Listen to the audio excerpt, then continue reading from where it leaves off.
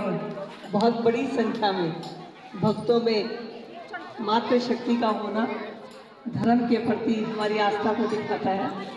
आज आप सबको पता है कि देवठी ग्यास है और कितनी शादियाँ अनगिनत, और मैं लगातार प्रोग्राम में चल रही हूँ। मैंने या तो मैं 7वें के करीब आ सकती थी, तो मैंने 7वें फ़ोन किया तो बोला कि कार्यक्रम शुरू नहीं हुआ है, तो मैं बीच में आई हूँ। अभी भी मुझे आगे काफ़ी प्रोग्राम करने हैं। खाटू नरेश के इस दरबार में हम सब यहाँ पर उपस्थित हैं और खाटू नरेश का एक ही संदेश है कि जीवन में हार नहीं माननी चाहिए और अगर किसी को मुसीबत में देखें तो उसकी मदद जरूर करनी चाहिए। एक छोटी सी बात बस करना चाहूँगी कि सबसे बड़ा, अगर हम राजाओं में कभी नाम सुनते हैं तो सिकंदर का बहुत बड़ा नाम है। राजा सिकंदर मात्र 16 साल का था जब उसके पिता की मृत्यु हुई। उसने अपनी माँ से पूछा कि माँ, मेरे पिता का क्या सपना था? तो माँ ने कहा कि बेटा, तेरा पिता पूरी दुनिया को विजय करना चाहता था, फतेह करना चाहता था।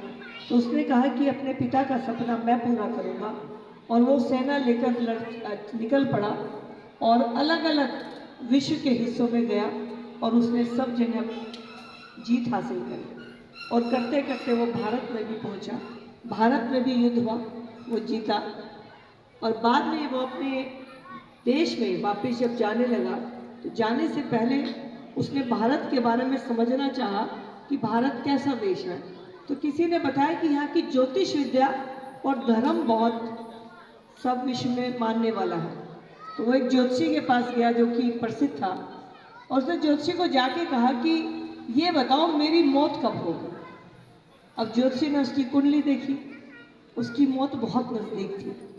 तो ज्योतिषी को लगा कि अगर मैंने इतने छोटी उम्र का सम्राट जो कि दुनिया जीत चुका है, अगर इसको कह दिया कि तेरी मौत नज़दीक है, तो मौत तो जब इसकी आएगी तब आएगी, मुझे तो शायद ही आज ही मौत के घाट उतार देगा। तो उसने कहा, सम्राट, आपकी मृत्यु तब होगी जब आपकी छत सोने की और जमीन लोहे की हो जाएगी। तब सिकंदर ने सोचा, अरे ऐसा कैसे हो सकता है? इसका मतलब खुदा ने मुझे वरदान दे दिया है कि मैंने छोटी उम्र में पिता के सपने को पूरा करने के लिए इतनी मेहनत करी है, तो शायद मैं जब चाहूँगा मेरी मौत तब होगी, क्योंकि छत सोने की और जमीन लोहे की तो हो नहीं सकती। और वो अपने देश की तरफ वापस चल पड़ा। देश की तरफ वापस जाते जाते बीच में रेगिस्तान आया। वो अपनी सेना के साथ से भटक गया। सेना अलग, उसके साथ सिर्फ उसका एक सेनापति। रेगिस्तान, दूर दूर तक कुछ नहीं। सिकंदर की तबीयत खराब हो गई। तो सिकंदर ने अपने सेनापति को कहा कि सेनापति, आगे नहीं चल पाऊंगा, मुझे आराम करना होगा। अब सेनापति ने देखा कि आराम कैसे करे, कोई छाव नहीं। तो उसने सिकंदर के घोड़े की छतरी उतारी और रेत में गाड़ दी। अब वो सोचा कि यहाँ बिठाऊं सिकंदर को, तो रेत बहुत गर्म थी। तो उसने सिकंदर के घोड़े की काठी को उतारा और जमीन पर बिछा दिया और वहां सिकंदर को लेटा दिया। लेटते ही सिकंदर को ध्यान आ गया कि आज ये काठी लोहे की है और ये छतरी सोने की है, तो मेरी धरती हो गई लोहे की और मेरी छत हो गई सोने की, यानी मेरा अंतिम समय नजदीक है। उसने कहा, सेनापति वीर हूँ, मरने से नहीं डरता, लेकिन इतना चाहता हूँ कि उस माँ के चरणों में एक बार जाकर बता दूं कि देख, तेरा बेटा तेरे सपने को पूरा करके आया, अपने पिता के सपने को पूरा करके आया। तो उसने अपने सेनापति को कहा कि सेनापति, इतनी मोहलत दिला दो कि मैं अपने राज्य में अपने घर तक पहुंच जाऊं। तो सेनापति ने कहा, संभव नहीं है। उसने कहा कि जितना मैंने जीता है वो सारा सोना चांदी वो मैं आधा दे दूंगा, मुझे इतनी सांसें। सेनापति ने कहा, नहीं हो सकता। उसने कहा, जो जीता है मैं सारा दे दूंगा, कोई तो नीम हकीम वैद्य ऐसा ले आओ जो मेरे को मुझ में इतनी सांस डाल दे कि मैं घर तक पहुंच पाऊं, माँ के चरणों तक पहुंच पाऊं। तो सेनापति ने कहा, एक सांस भी ऊपर नीचे नहीं हो सकती, जितनी मिली है वो तो उतनी ही रही।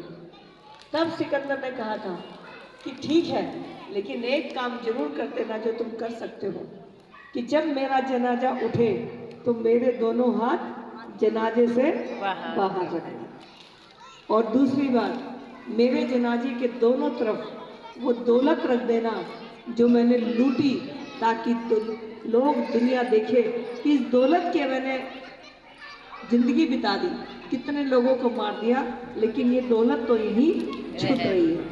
और तीसरी बात, नीम हकीम वैद मेरे जनाजे के आगे चला देना, ताकि लोग सीख पाए कि जब अंतिम समय आए तो प्रसिद्ध नीम हकीम वैद भी कुछ नहीं कर सकते। और इसीलिए एक कहावत है, एक गजल किसी ने कही है, कैसे हमने दिन थे काटे, कैसे हमने दिन थे काटे, कैसे काटी रात, किससे हमने बाजी जीती, किससे खाई मात, किनसे हमने रिश्ते जोड़े, किनका छूटा साथ, लेकिन सब कुछ पाकर भी है मेरे खाली। लेकिन अब समझने वाले